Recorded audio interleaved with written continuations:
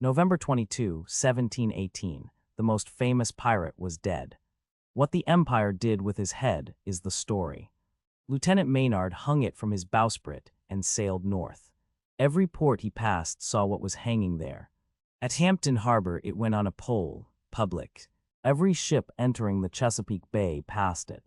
The skull disappeared, then reappeared lined in silver. It is currently in a box in Salem, unverified. Before the head there was the man, Edward Teach, born Bristol around 1680, privateer, joined Hornigold's crew around 1716, given his own vessel, became something the Atlantic had not seen. Blackbeard's documented career lasted approximately 2 years, 1716 to 1718. In those 2 years, he captured dozens of vessels, operated across the Caribbean and American coast, and became the most recognized name in the Atlantic. He captured the French slave ship La Concorde in November 1717 and converted her into his flagship, Queen Anne's Revenge, 40 guns, the most powerful pirate vessel in the Atlantic. May 1718, Blackbeard blockaded the port of Charleston with 4 vessels. He held the city's maritime traffic hostage for a week, demanding a chest of medicine as ransom. The colonial government paid. His physical appearance was documented in multiple contemporary accounts, the extraordinary black beard covering most of his face. He tied slow-burning matches into it during battle so smoke wreathed his face. In June 1718, Blackbeard accepted a pardon from the governor of North Carolina. He settled in Bath Town. He married. He attempted to operate as a legitimate salvage contractor. The arrangement was not clean. North Carolina's governor, the colonial secretary, and the customs collector were all documented as receiving commissions from Blackbeard in exchange for protection. The pardon was a transaction, not a conversion. September 1718, Blackbeard hosted the largest gathering of pirates ever assembled in North America at Ocracoke Inlet. Scores of sailors. They roasted hogs, drank rum, fired guns. The last gathering of the Golden Age. Governor Spotswood of Virginia commissioned Lieutenant Robert Maynard and dispatched him to North Carolina without informing the North Carolina governor. Legally questionable, operationally decisive. November 17, 1718, Maynard sailed from Hampton with 2 small sloops and approximately 60 men. No cannons, the shallow inlets could not accommodate them. He was going to fight Blackbeard with swords. November 22, 1718, dawn. Maynard found Blackbeard's sloop Adventure at anchor in a deep channel off Ocracoke. Blackbeard had approximately 20 men. Maynard had the element of surprise. The battle began with a broadside that nearly ended it. Maynard lost many men immediately. He ordered survivors below and steered directly into the Adventure. Blackbeard's crew boarded what looked like a ghost ship. Blackbeard took 5 pistol wounds and approximately 20 sword wounds before a cutlass slashed through his neck. Contemporary accounts state he was still standing after the first pistol shot. Maynard's log, January 3, 1719. I anchored here from No. Carolina in the Adventure sloop Edward Rowe, formerly master, a pirate, whose head I hung under the bowsprit. Maynard sailed north from Ocracoke with Blackbeard's head at his bowsprit. He stopped at Bath, then Williamsburg, then Hampton. The head was both trophy and official proof required to claim the bounty. Governor Spotswood had posted a £100 bounty for Blackbeard dead or alive. The head was the proof of death. Without it, there was no payment. Maynard had sailed into battle partly for £100. Hampton, Virginia. The sloop arrived. The crowd gathered. What was at the bowsprit had been Blackbeard 30 days earlier. The crowd looked with the attention of people confirming a story. Spotswood ordered the head displayed at the entrance to the Hampton River, on a pole, at the harbor mouth where every ship entering or leaving the Chesapeake Bay would pass it. The location is still called Blackbeard's Point, the west side of the Hampton River mouth. Every merchant vessel, every naval ship entering or leaving the Chesapeake Bay passed within sight of it. This was not a private execution. This was a public announcement. Spotswood understood what the display meant. The most famous pirate in the Atlantic was on a pole at Hampton. The sailors who passed it had all heard the name. Blackbeard had blockaded Charleston. He had taken ships off the Carolinas. He had been the specific threat that made every voyage more dangerous. The display worked as Spotswood intended. The Golden Age was already collapsing. Nassau had done the structural damage 6 months earlier. Blackbeard's head was the visible conclusion.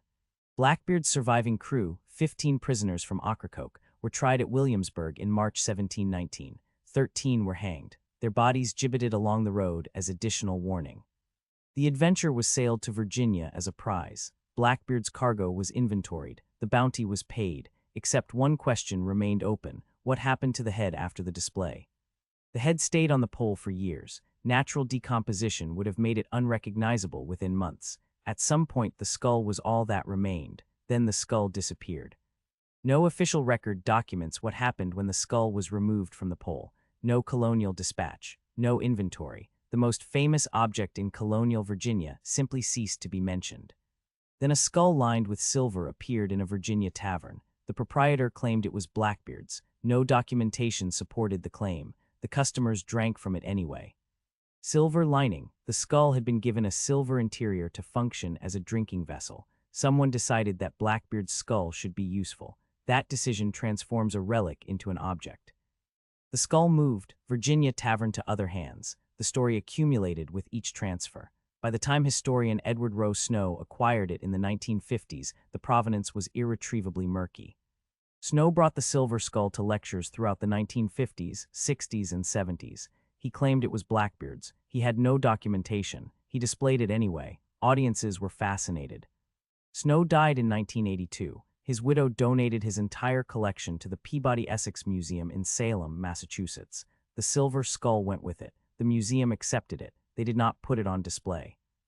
The Peabody Essex Museum will neither confirm nor deny the skull is Blackbeard's. Their position: identity cannot be proven because identifying characteristics in the jaw area are missing. In 1997, the museum lent the skull to the Mariners Museum in Virginia. A newspaper described it as stained and greenish, bearing marks of discolored silver plating. A physician confirmed it was a white male. It was displayed publicly once, the 1997 exhibit, 1 year, then returned to storage in Salem where it has remained. The museum will not display it without verified provenance. The skull has a scar from a wound that never healed. A volunteer noted this during the 1997 exhibit. A wound received in life, partially healed, present in the bone. Consistent, not proof. The chain of custody: Hampton Harbor Pole, Virginia Tavern, various hands, Edward Rowe Snow, Peabody Essex Museum. Each transfer undocumented. The skull may be Blackbeard's, it may be something else. Reputable sources document the claim that Snow retrieved the skull from a high school biology lab and coated it with silver radiator paint. This appears in serious documented accounts. The museum in Salem has a silver skull in a box. They will not display it. They will not confirm what it is. When researchers ask, the staff declined to comment. An institution that proved an object was not what it was claimed to be would say so. The museum has not said so. Only that provenance cannot be confirmed. 300 years. Hampton Harbor Pole to Virginia Tavern to New England Collector to Salem Museum storage. The most famous pirate in Atlantic history is possibly in a box in Massachusetts. This is not unusual for the era. The Empire routinely turned pirate remains into deterrent displays. Blackbeard's head was the same institutional logic applied to the most famous name. Someone decided Blackbeard's skull was more useful as a cup than as a relic. That is a specific statement about what power does with its trophies. Modern DNA analysis could theoretically resolve the question, but no genetic sample from Blackbeard's known relatives exists. Edward Teach's family connections are undocumented. The technology has nothing to compare. Blackbeard's Point still exists, the west side of the Hampton River mouth. The place is named after what happened there in 1718. No monument marks the exact location of the pole. Blackbeard's death at Ocracoke in November 1718 was not the end of the Golden Age. Nassau had done the structural damage 6 months earlier. Roberts was still operating. The era had years left. But the display at Hampton was the most public conclusion the Golden Age produced. Nassau's dissolution was administrative. Blackbeard's head on a pole was visible, designed to be seen by everyone. Spotswood had acted outside his jurisdiction. He commissioned a naval expedition into North Carolina without informing its governor. Legally questionable. It succeeded. The legal questions were quietly dropped. The mythology began immediately after the death. By 1724, Johnson's General History gave Blackbeard 3 chapters and a legend that has never stopped growing, most of it undocumented, all of it permanent. The buried treasure legend has never been confirmed. No cache of Blackbeard's plunder has been found. The stories multiplied after his death precisely because the death was so public and so dramatic. Queen Anne's Revenge ran aground off Beaufort, North Carolina in June 1718, months before his death. The wreck was identified in 1996 and has been under excavation since. The Queen Anne's Revenge excavation is the most documented physical trace of Blackbeard's actual career. Cannons, anchors, medical instruments. The wreck of the ship he ran aground himself 6 months before he died. 2 physical traces. The wreck on the seabed off Beaufort, documented, excavated, yielding real objects. The skull in Salem, unverified, undisplayed, neither confirmed nor denied. One is archaeology, one is legend. The ship still passed Blackbeard's Point. Container vessels now, not colonial sloops. They pass where the pole stood. None of their crews give it any particular attention. The Peabody Essex Museum holds the question. The silver skull sits in storage, possibly Blackbeard, possibly a biology specimen, and the museum has decided that uncertainty is the correct response. There is a skull in a box in Salem, lined with silver, a wound in the bone that never healed. The jaw is missing. The museum will not confirm what it is. Ocracoke Inlet is still there. The deep water channel where the battle happened is called Teach's Hole, named after Blackbeard's actual surname. The geography of his last battle unchanged.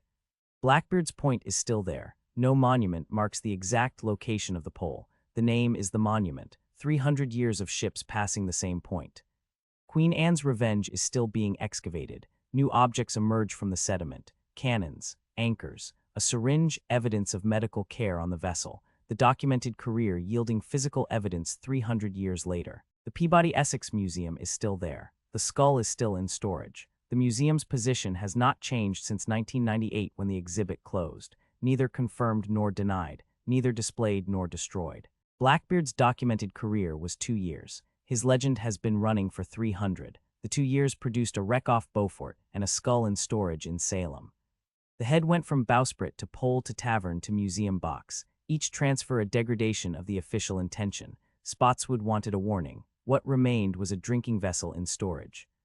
The Empire put Blackbeard's head on a pole at Hampton because it wanted to make a statement about the end of the Golden Age. The statement was heard. Then history did what it always does. The Chesapeake Bay does not record what stood at its entrance. The ships that passed the display are gone. The institution that ordered it is gone. The skull, possibly, is in a box in Salem. Spotswood wanted a warning at the harbor entrance. He got one. What he did not plan was that the warning would become a drinking vessel, and the drinking vessel would become an institutional silence. The night before, November 21, 1718, Maynard's 2 sloops had spotted the Adventure but held back in darkness. He had no cannons. He would attack at dawn with men and swords. Maynard's tactical problem was specific. The Adventure had 9 guns. His sloops had none. He had to get close enough for boarding before the Adventure's guns destroyed him. Blackbeard had roughly 20 men. Contemporary accounts record a toast the night before the battle, that only he knew where his treasure was buried. The treasure remark has never been verified. Dawn, November 22. Maynard's sloops moved into the channel. Blackbeard's crew fired a broadside that was devastating. One sloop was put out of action immediately. The other lost most of its crew. Maynard ordered his remaining crew below decks and steered directly toward the Adventure. To Blackbeard's crew, the attacking vessel appeared to be a ghost ship, its deck empty after the broadside. Blackbeard ordered his crew to board the apparently crippled vessel. They came over the railing onto what they thought was a ship with no defenders. Maynard's men came up from below. Contemporary accounts from survivors were compiled within weeks of the battle. They agree on the essential facts. Blackbeard fought until he was physically unable to continue. He did not surrender. 5 pistol shots, approximately 20 sword and knife wounds. A contemporary account states he was cutting through the sling of Maynard's sword, attempting to disarm him when the fatal cut was delivered. Maynard's official report listed his casualties. Of the approximately 30 men on his active sloop, the majority were killed or wounded. The battle was not a clean military operation. Maynard had his prize. He had Blackbeard's head. He had 15 prisoners. He also had a legal problem immediately visible to everyone present. He had been commissioned by the governor of Virginia. Spotswood had not informed North Carolina's Governor Eden before commissioning the expedition. Eden was furious. He wrote to the Board of Trade accusing Spotswood of illegal interference. Nothing happened. Williamsburg, Virginia, March 1719. 15 surviving crew members were tried for piracy. Their defense was legally coherent. Maynard's commission was from Virginia, which had no jurisdiction in North Carolina. The court dismissed the jurisdictional argument. The operation had succeeded. Blackbeard was dead. The political will to pursue the legal questions simply did not exist. 13 of the 15 crew members were convicted and hanged. Their bodies were gibbeted along the road outside Williamsburg, the same institutional display logic as execution dock. 13 men who argued a technically sound legal case were hanged and displayed. 2 of the 15 were acquitted. 1 had evidence of forced conscription. 1 was a woman. The court made the distinctions it was comfortable making. The rest hanged. Spotswood wrote to London describing the operation as a complete success. He described Blackbeard as the terror of the American coast and himself as the governor who ended it. London accepted the account. The Ocracoke operation established something without anyone formally stating it. Colonial governors could act outside their jurisdictions if the operation succeeded. The legal framework would follow the outcome. Spotswood received a substantial share of the prize money from Blackbeard's cargo. Maynard received his payment. The financial settlement of a legally questionable operation was conducted with brisk effect. The practical effect was immediate. Virginia shipping moved normally through the Chesapeake Bay. Spotswood had solved the problem he was commissioned to solve. The legal questions were a secondary concern. The head at Blackbeard's Point continued serving its institutional purpose into 1719. Ships entering the Chesapeake passed it. The message was delivered, and something the Empire had not planned was also happening. The display was designed to end Blackbeard's story. It did the opposite. The public death of the most famous pirate in the Atlantic created a demand the official record could not satisfy. The colonial newspapers published the story within weeks. The accounts were accurate about the battle. They were less careful about the embellishments. The gaps between facts filled with legend. Captain Johnson's General History, published 1724, gave Blackbeard 3 chapters. The burning matches in the beard, the 14 wives, the buried treasure, some documented, much invented. The burning matches in the beard. This detail appears in a single contemporary account, and Johnson amplified it. It may be true slow matches were used in naval combat. It became the defining image. The documented Blackbeard was a competent maritime operator. The legendary Blackbeard was a demonic figure with a beard of smoke and fire. The legend came from the display. The display created the platform. The 14 wives. Johnson records this figure. Other sources give different numbers. 1 wife in Bath, North Carolina, is documented. The proliferating wives story tells us what the legend required. The buried treasure. Every pirate legend requires it. Blackbeard's is the most persistent. No cash has been found. Queen Anne's revenge yielded no treasure. The story lives because it cannot be disproved. Stevenson placed Blackbeard in the background mythology of Treasure Island in 1883. The burning beard, the buried treasure, the violence. The novel fixed the legend in popular culture. Every Blackbeard in film and fiction since 1724 descends from the legend Johnson codified, which descends from the display Spotswood ordered. The display that was supposed to close the book opened every version that followed. The documented career, 2 years, dozens of ships taken, the Charleston blockade, the Pardon, the final battle. The legend, 300 years of films, novels, theme parks, branded rum. The display created the proportion. The man in the archive is specific. Edward Teach, approximately 35–40 years old at death, plain working maritime clothing, an extraordinary beard, 2 years of documented piracy, a death recorded in detail. The man in the legend is different, ancient, supernatural, surviving 25 wounds before dying. The legend uses the documented facts as a skeleton and builds whatever the audience requires. Spotswood wanted the display to make men afraid of piracy. It made men romanticize it. The most visible death the Empire staged produced the most enduring pirate mythology in history.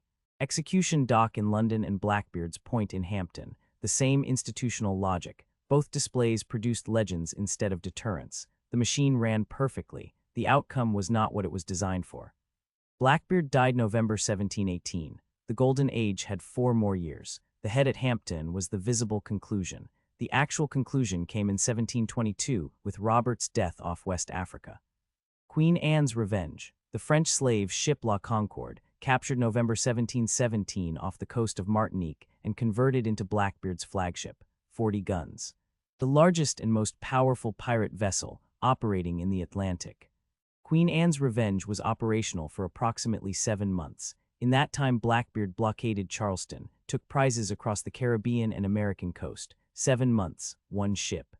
June 1718, Queen Anne's Revenge ran aground in Beaufort Inlet, North Carolina. The official account was navigational error. Historians have argued since that Blackbeard ran her aground deliberately.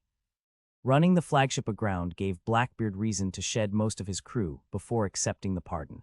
Fewer men meant fewer shares of accumulated plunder. The evidence suggests calculation, not accident. Queen Anne's Revenge settled into the sediment of Beaufort Inlet. She lay there for 278 years. The colonial settlement expanded above her. The wreck was forgotten by everyone except local legend. In 1996, a private research company identified a wreck site in Beaufort Inlet matching the documented location of Queen Anne's Revenge. North Carolina took over the excavation. It has been ongoing since. The excavation has yielded over 400,000 artifacts, cannons matching the documented 40-gun complement, anchors, shot and powder, navigational instruments, personal objects from the crew.